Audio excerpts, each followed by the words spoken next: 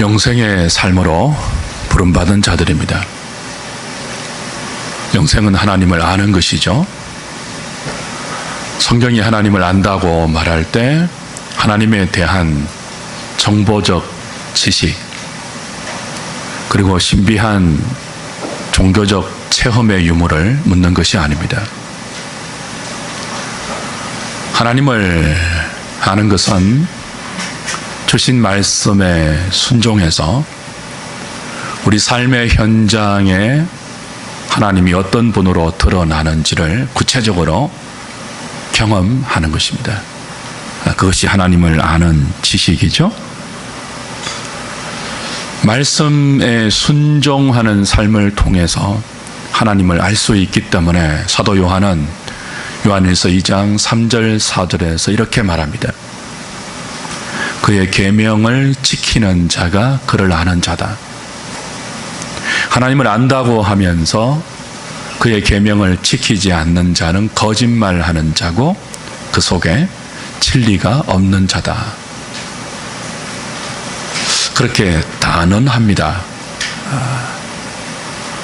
계명을 지키는 사람이 참된 그리스도인입니다. 누가 참된 그리스도인이라고요? 계명을 지키는 자입니다. 계명이 무엇이고 계명을 지키는 것이 무엇일까요?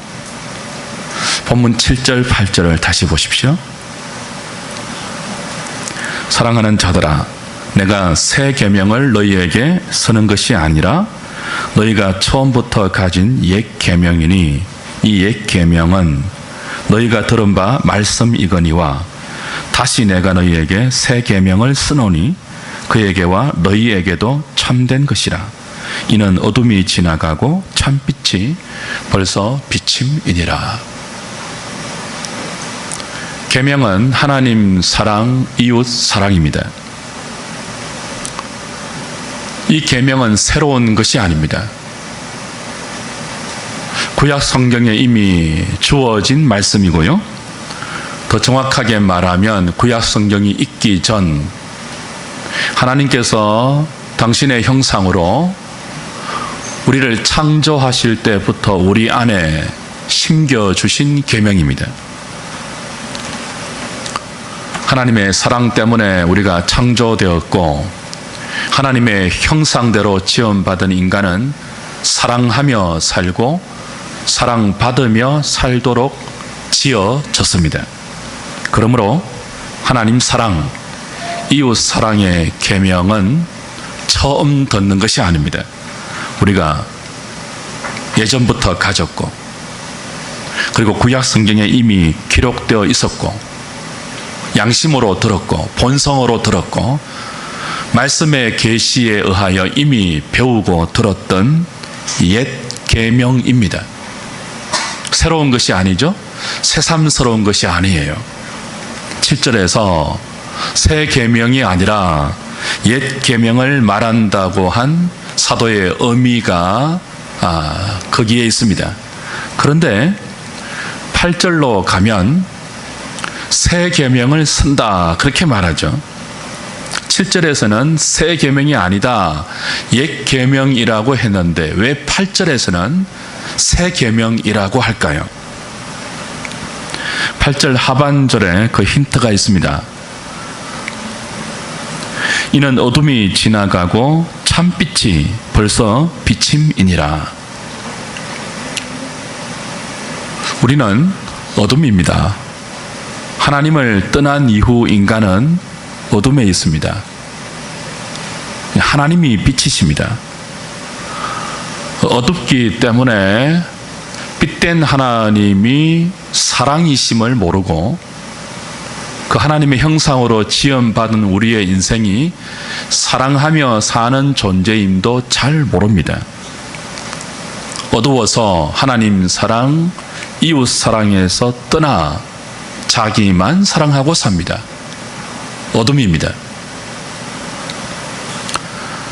구약의 계명들은 이 어둠에 있는 우리들을 어둠 속에서 빛으로 부름받은 주의 백성들을 더 이상 자기 사랑의 어둠에 머물지 않고 하나님 사랑, 이웃 사랑의 원래 계명대로 살 수 있도록 규정을 마련해 주십니다. 이것은 이렇게 하라, 저것은 이렇게 하면 안 된다는 규정을 통해서 구원받은 백성이 어떻게 사랑하며 사는지를 가르쳤어요. 규정을 통해서 가르쳤어요. 본성이 흐려졌기 때문에 그렇죠. 그런데 이 규정을 통해서, 옛 계명을 통해서 가르쳐 주신 하나님 사랑, 이웃 사랑의 이 수준이 희미했습니다. 구약 백성들은 아직 그 마음에 성령을 받지 못한 상태예요. 외적으로 성령의 도우심과 은혜를 입는 정도이지, 지금 신약 성도인 저와 여러분들처럼 우리 마음 안에 성령이 거주하시면서 우리를 진리로 인도하는 그런 상태가 아니에요. 그러니까 아직 우리보다는 영적 어린아이 상태가 구약 백성들이에요. 그 영적 어린아이와 같은 구약 백성들에게 하나님이 하나님 사랑, 이웃 사랑의 원래 계명대로 살 수 있도록 규정들을 마련해 주셨는데 그 규정들이 희미해요. 그러다 보니까 그 규정들을 외적으로만 지키고 마음은 하나님 사랑, 이웃 사랑으로 나아가지 않는 외식이 발생하죠. 하나님은 사랑하지 않는데 길게 기도할 수 있습니다.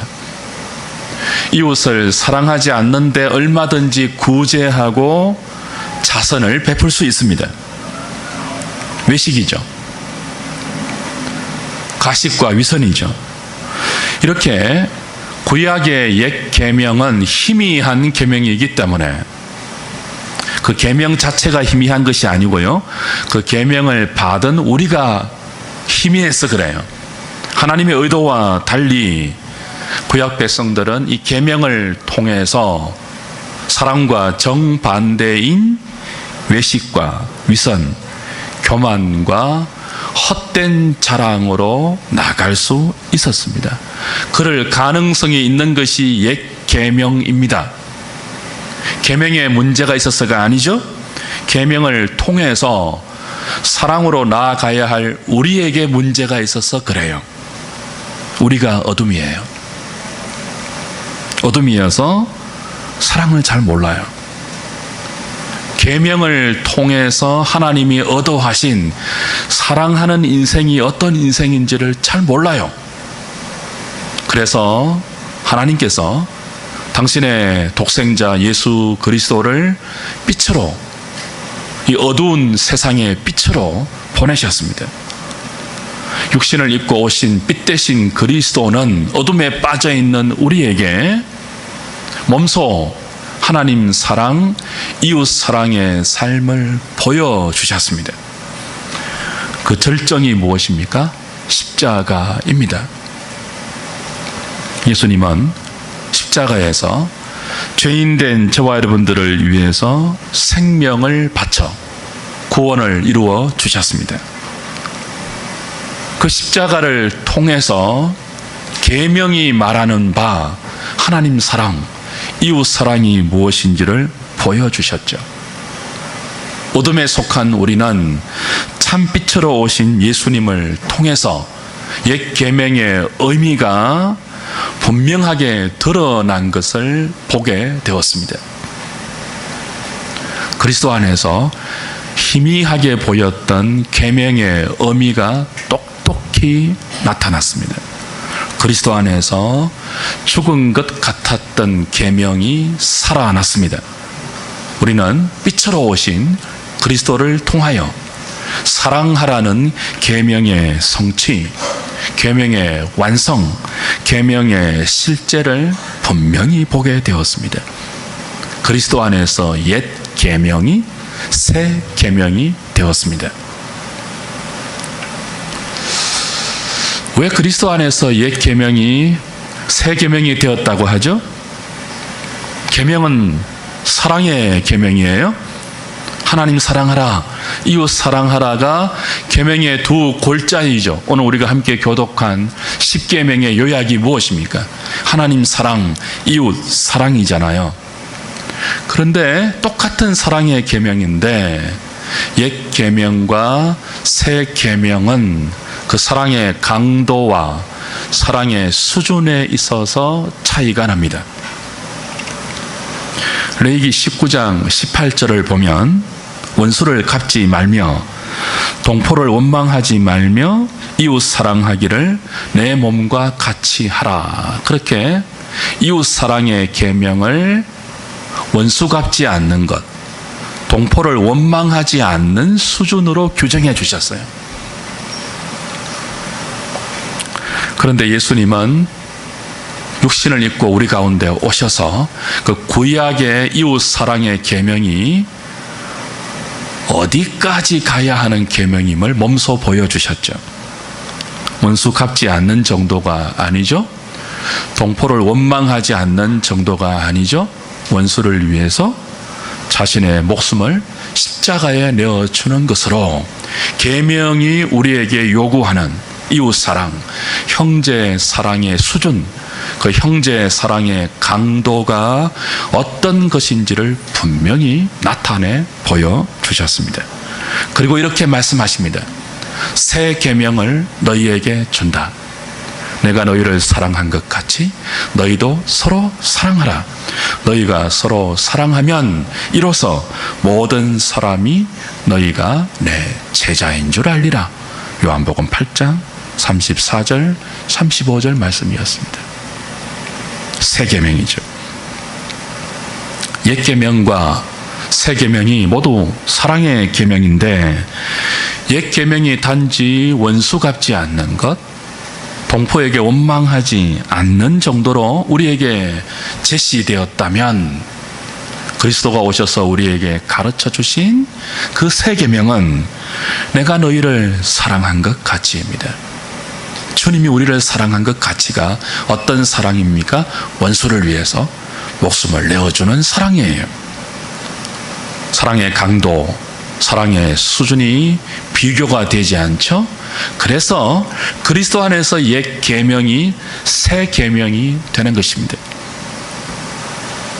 사랑하는 여러분, 그리스도 안에서 사랑하라는 옛 계명이 우리가 처음부터 들었고 배웠고 우리 본성 가운데 하나님이 심겨주셨던 이 옛 계명이 어떻게 그리스도 안에서 새 계명이 됩니까?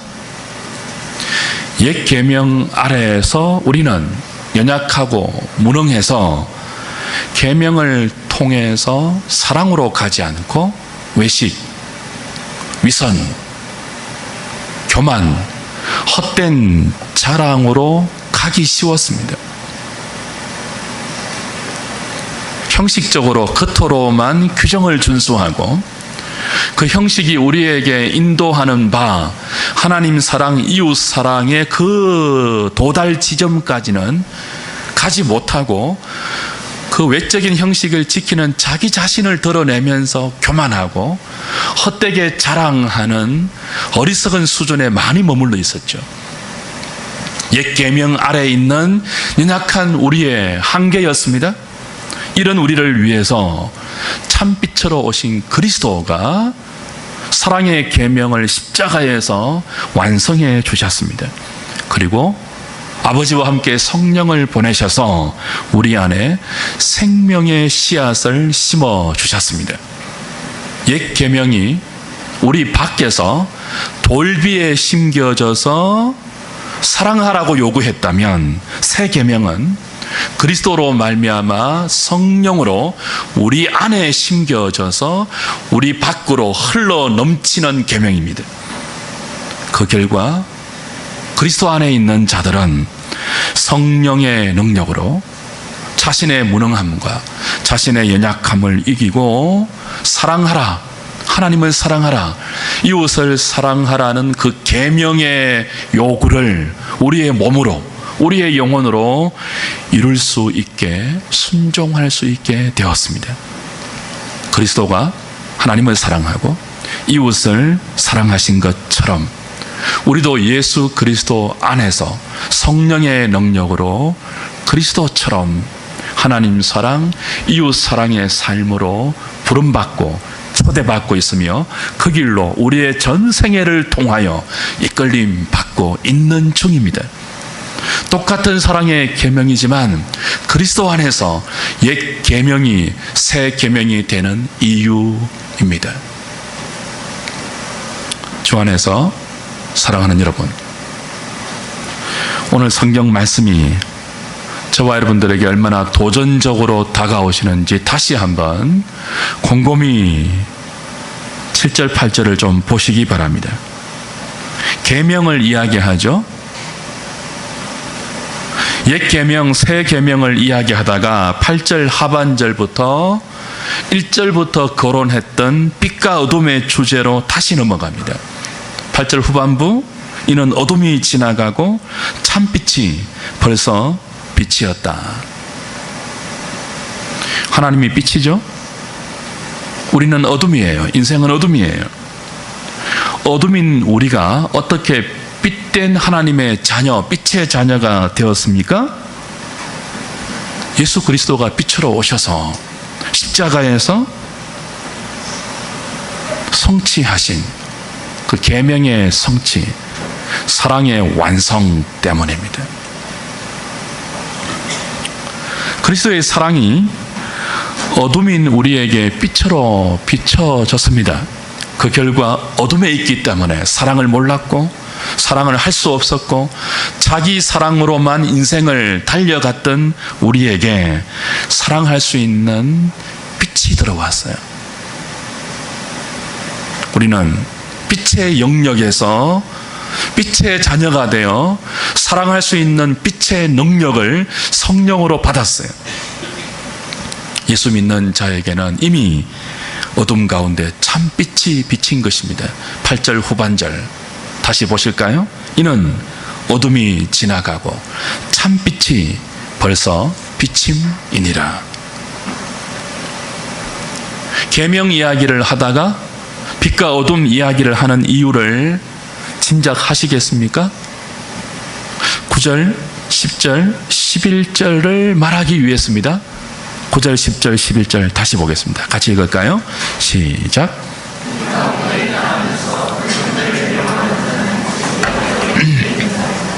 그의 형제를 사랑하는 자는 빛 가운데 거하여 자기 속에 거리낌이 없으나 그의 형제를 미워하는 자는 어둠에 있고 또 어둠에 행하며 갈 곳을 알지 못하나니 이는 그 어둠이 그의 눈을 멀게 하였음이라. 자, 요한의 논리를 잘 따라와 보십시오. 계명을 이야기했죠. 그 계명을 빛과 어둠의 주제로 넘겼습니다. 그리고 빛과 어둠을 형제의 사랑과 형제의 미움으로 연결해서 이렇게 결론 내립니다. 형제를 미워하면 어둠에 있는 것이다. 형제를 사랑해야 어둠에서 옮겨 빛으로 들어온 것이다. 형제 사랑을 단순한 도덕과 윤리의 차원으로 이야기하지 않고 그리스도인의 참된 자기 존재 정명으로 제시합니다. 단순히 도덕적으로 형제를 사랑하는 존재가 아니에요. 그리스도인은 단순히 그것이 윤리이기 때문에 형제를 사랑하려고 하는 사람들이 아니에요. 사도가 말하는 것은 우리가 어둠에서 빛으로 옮겨졌기 때문에, 사망에서 생명으로 옮겨졌기 때문에, 우리 안에 그 하나님을 아는 빛이 성령의 능력과 생명의 씨앗으로 들어와 있기 때문에 참된 그리스도인이라면 반드시 형제를 사랑하는 그 계명 지킴으로 드러나야 한다고, 이 형제 사랑을 우리 그리스도인의 존재 정명으로 제시한다고요. 참으로 무서운 지적입니다. 우리가 예수 믿는 구원받은 백성임을 어떻게 알 수 있느냐? 형제 사랑으로 그 구원의 근거를 제시하고 있죠. 엄청난 도전입니다. 이 엄청난 도전은 요한일서 내내 지속됩니다. 3장 10절 보십시오. 10절, 11절, 12절. 이러므로 하나님의 자녀들과 마귀의 자녀들이 드러나나니 무릇 의를 행하지 아니하는 자나 또는 어떻게 해요? 그 형제를 사랑하지 아니하는 자는 하나님께 속하지 아니하니라. 우리는 서로 사랑할지니 이는 너희가 처음부터 들은 소식이라. 옛 계명이죠. 가인같이 하지 말라. 그런 악한 자에게 속하여 그 아우를 죽였으니 어떤 이유로 죽였느냐? 자기의 행위는 악하고 그의 아우의 행위는 의로움이라. 형제 아벨을 죽인 가인을 예로 들면서 형제를 사랑하지 않으면 하나님께 속한 자가 아니고 마귀에게 속한 자다.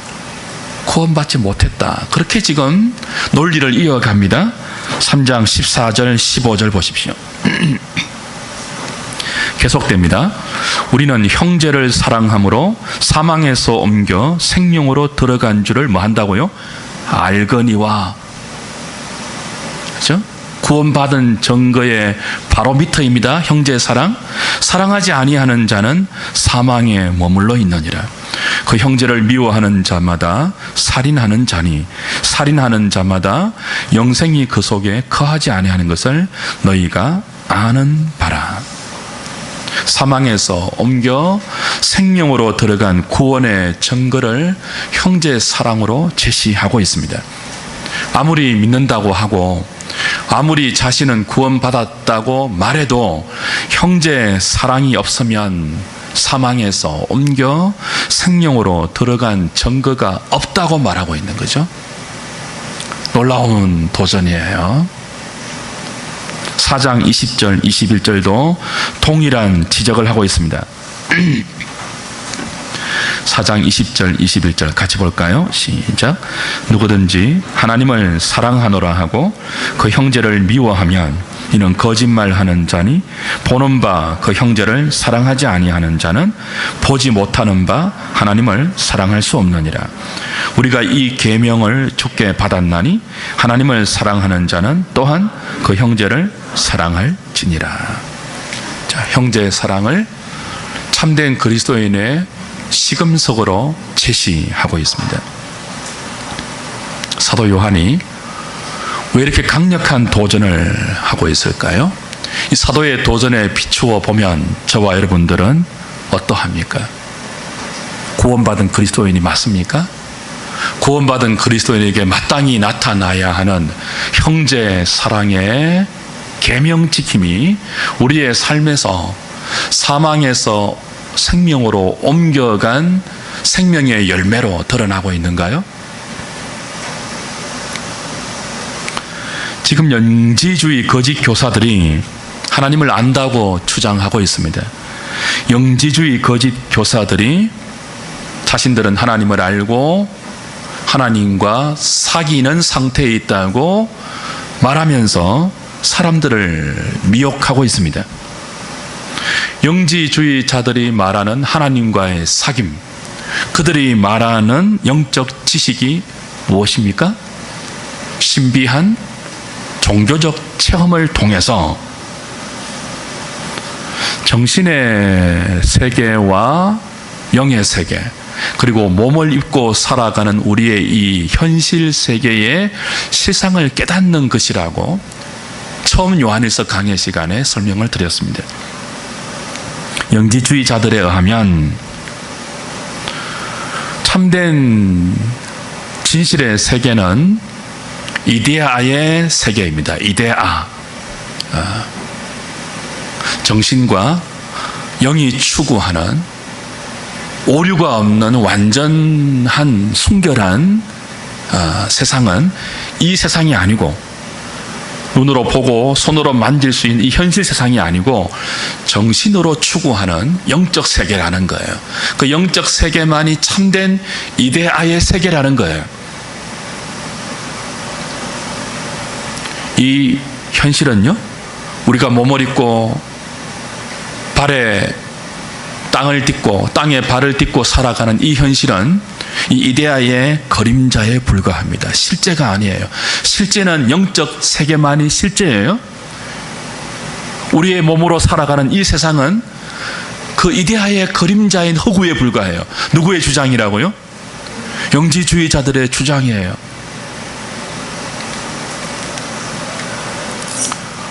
이들에 의하면 구원은 신비한 종교적인 체험을 영적으로 하는 거예요.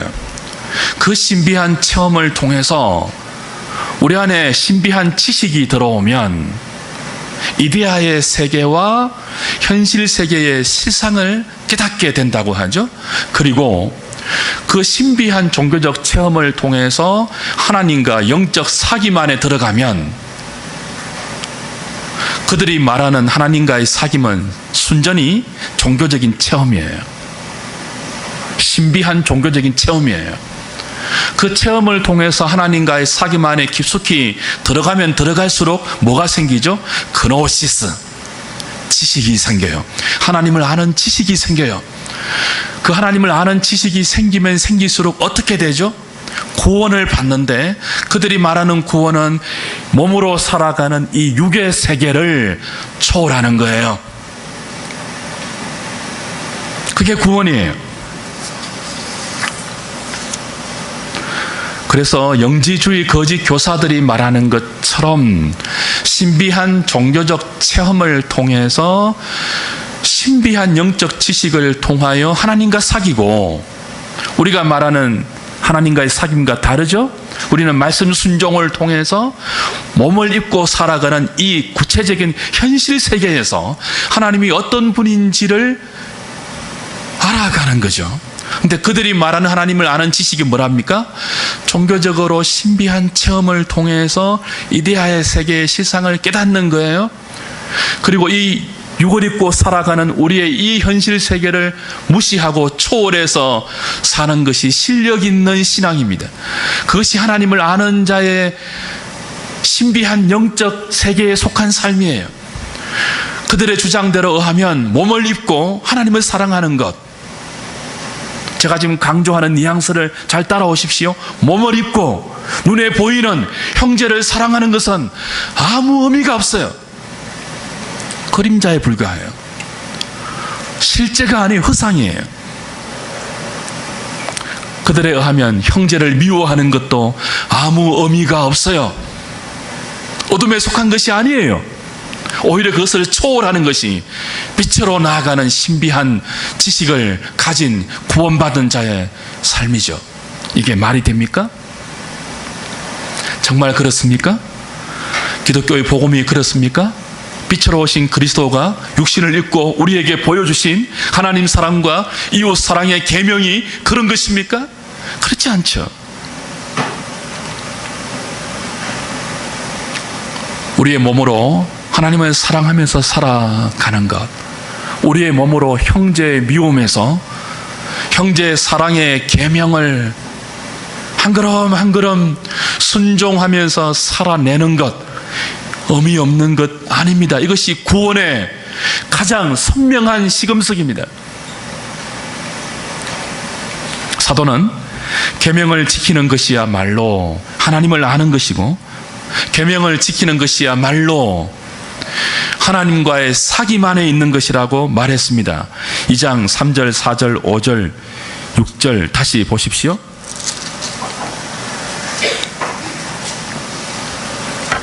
우리가 그의 계명을 지키면 이로써 우리가 그를 아는 줄로 알 것이요, 그를 아노라 하고 그의 계명을 지키지 아니하는 자는 거짓말하는 자요, 진리가 그 속에 있지 아니하되 누구든지 그의 말씀을 지키는 자는 하나님의 사랑이 참으로 그 속에서 온전하게 되었나니 이로써 우리가 그의 안에 있는 줄을 아노라. 그의 안에 산다고 하는 자는 그가 행하시는 대로 자기도 행할지니라. 그렇게 하고 나서 계명 지키는 것이 형제 사랑이다 연결되는 것입니다. 사도의 의도를 이해하시겠습니까?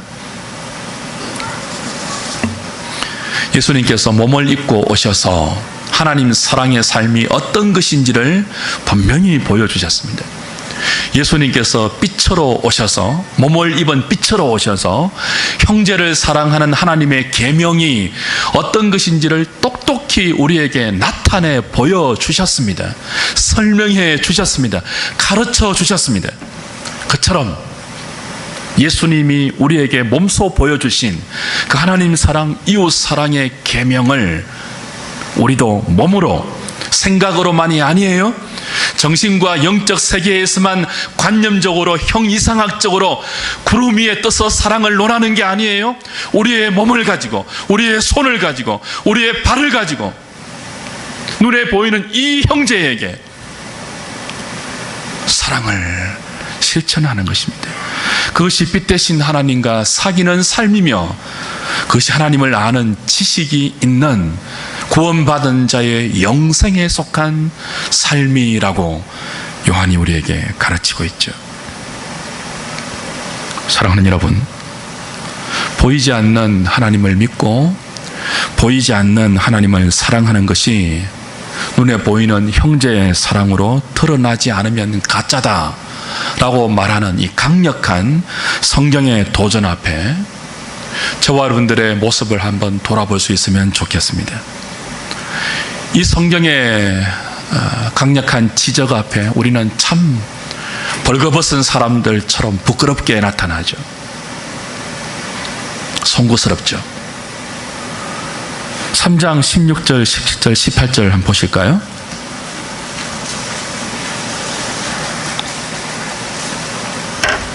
놀라운 도전입니다. 같이 읽겠습니다. 시작. 그가 우리를 위하여 목숨을 버리셨으니 우리가 이로써 사랑을 알고 우리도 형제를 위하여 목숨을 버리는 것이 마땅하니라.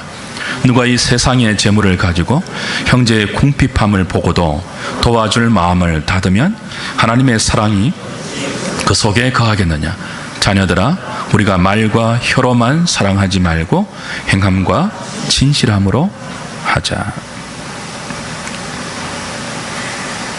형제 사랑은 말과 혀로만, 그리고 정신으로만, 영의 세계에서만 추상적으로 하는 것이 아니죠. 그리스도는 우리를 그렇게 사랑하지 않았습니다. 그리스도는 몸을 입고 오셔서 말과 혀가 아니고 원수된 우리를 위하여, 어둠에 빠져 죄와 사망에 뒹구는 우리를 위하여 자기 목숨을 십자가에 내어주는 실제적인 사랑으로 우리를 사랑하셨습니다. 목숨을 버리는 사랑을 우리에게 주셨습니다. 그 사랑의 빛이, 그 사랑의 생명이, 그 사랑의 능력이 어둠 안에 있는 우리에게 빛으로 들어왔다면 우리도 형제를 위하여 목숨을 버리는 것이 마땅하다고 요한은 가르칩니다. 여기 이 단어에 주목해 보십시오. 마땅하다. 무엇이 마땅하대요? 형제를 위하여 목숨을 버리는 것이 당연하대요. 마땅하대요. 그 형제를 위해서 목숨을 버리는 것이 신앙의 최고봉에 있는 맨 마지막에 도달해야 하는 골라인, 피니시 라인이 아니고 마땅하대요. 놀랍지 않습니까? 당연하대요. 어둠에서 옮겨, 사망에서 옮겨 빛과 생명으로 이동되었다면,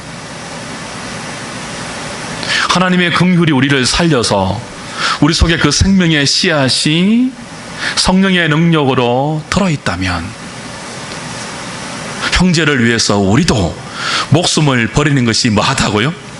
마땅하대요. 근데 우리에게는 마땅하지 않는 것이 현실이고, 이게 우리의 딜레마입니다. 문제예요. 왜 마땅한 것이, 왜 당연한 것이 이렇게 힘들죠?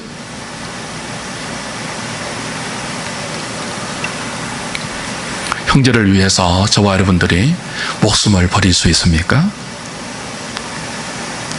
그 마땅한 사랑이 없으면 빛의 자녀, 하나님의 자녀, 하나님의 생명이 없다고 말했는데 어떻습니까? 이런 사랑을 하도록 부름받았고, 이런 사랑 가운데 살도록 지원받았지만, 이 사랑이 여전히 우리에게 없는 게 우리의 실존입니다. 사랑은 하나님께 속했습니다. 사랑은 우리에게 속하지 않았습니다. 이 말은 우리에게 이런 사랑이 없다는 겁니다. 하나님에게만 형제를 위해서 목숨을 버리는, 아니 더 나아가 원수를 위해서 자기 목숨을 버리는 이 사랑은 우리에게 없고요, 하나님에게만 있습니다. 사랑은 하나님께 속한 것입니다. 십자가에서 나를 위해 목숨을 버리신 그리스도를 통해서 이 하나님의 사랑을 만나고 매 순간 경험하고 그 사랑 앞에서 사랑 없는 우리 자신을 다시 드러내어 사랑이신 하나님께 사랑을 달라고 구하고 요구하고 엎드려서 사랑을 누리지 못하면, 이런 우리를 여전히 사랑하셔서 아직 오래 참으시고 아직 기다려주시면서 불의를 기뻐하지 아니하고 진리와 함께 우리를 오래 참는 사랑으로 인도해 가시는 그 하나님의 사랑 안에 주신 말씀을 통하여 계속 거하지 않으면 이 사랑은 우리에게서 나타날 수가 없죠. 죽었다가 깨어나도 우리는 이 사랑을 못해요. 그래서 그리스도 안에 거하라고 계속 사도가 우리에게 가르치고 있는 것입니다.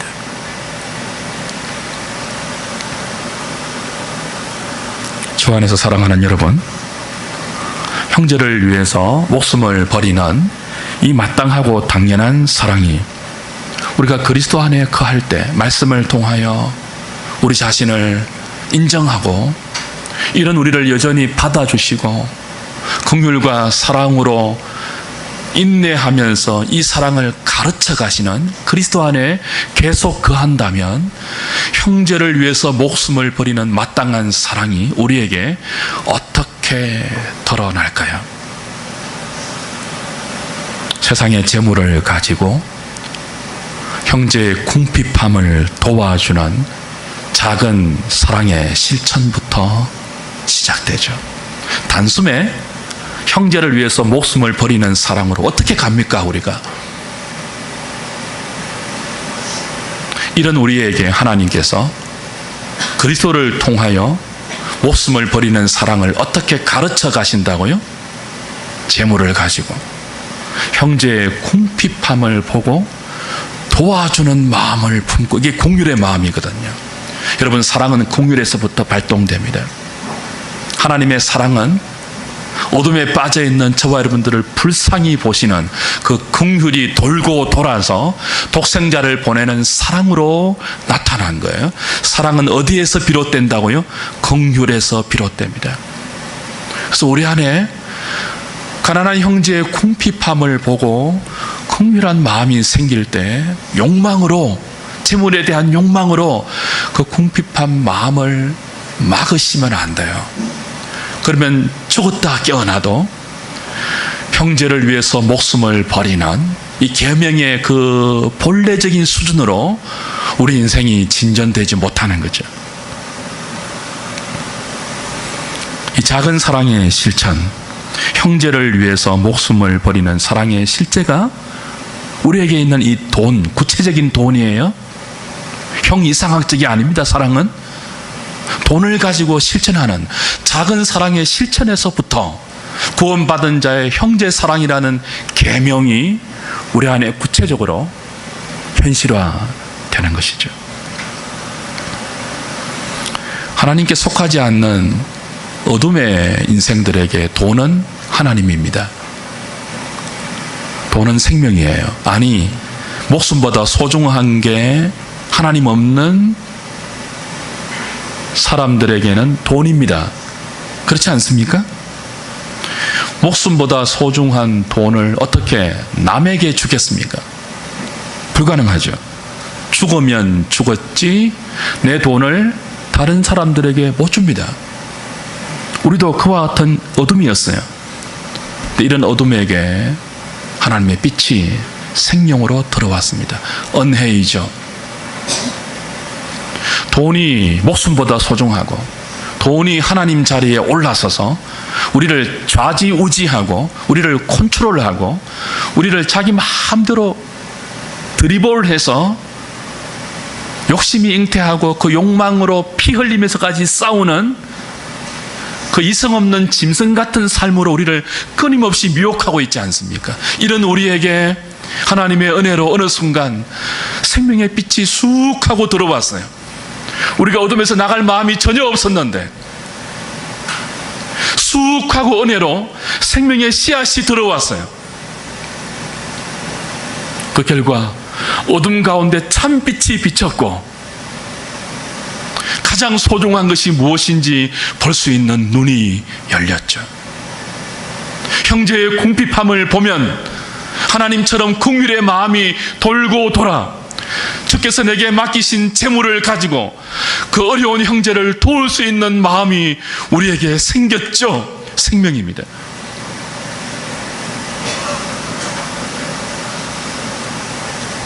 이 생명이 돈에 대한 집착, 돈에 대한 욕망을 이기게 합니다.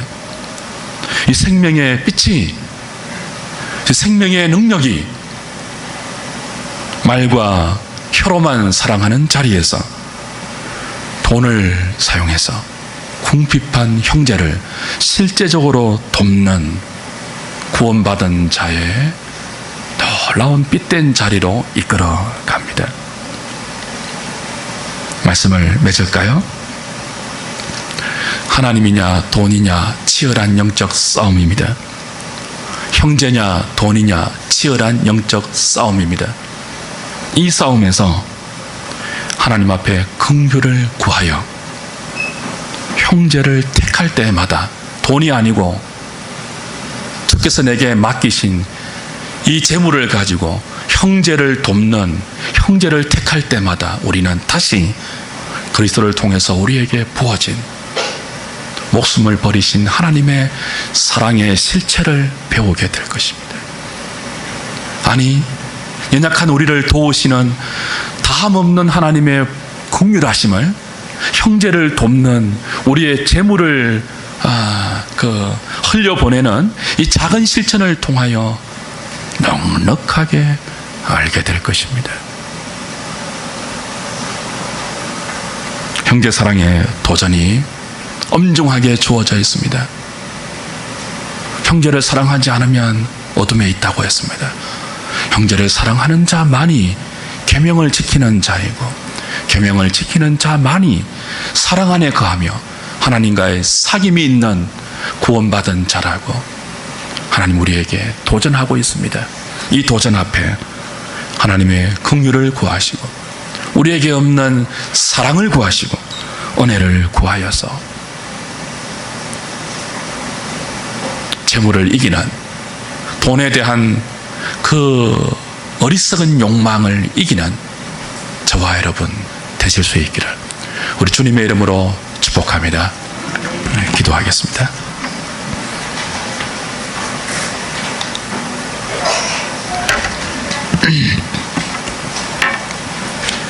하나님,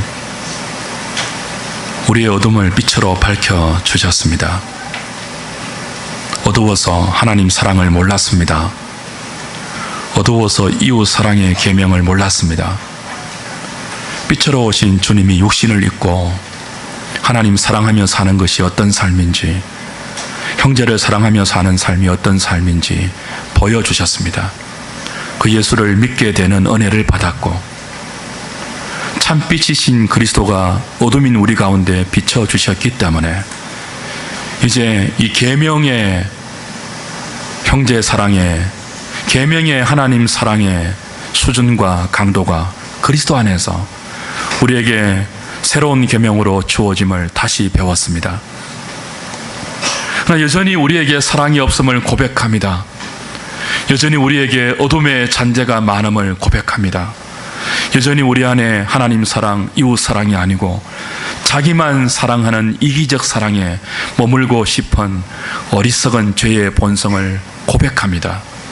사랑 없음을 용서하여 주시고 긍휼 없음을 불쌍히 여겨 주셔서 우리가 하나님 말씀 붙들고 자신을 인정하고 고백하면서 하나님의 긍휼을 구하고 은혜를 구하고 사랑을 구할 때마다 돈에 대한 욕심을 이길 수 있는 성령의 능력을 더하여 주시옵소서.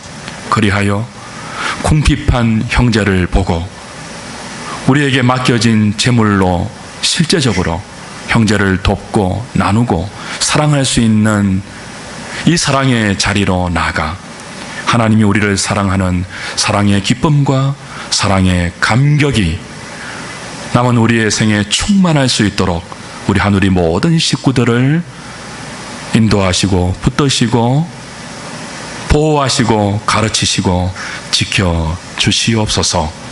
예수님의 이름으로 기도하옵나이다. 아멘.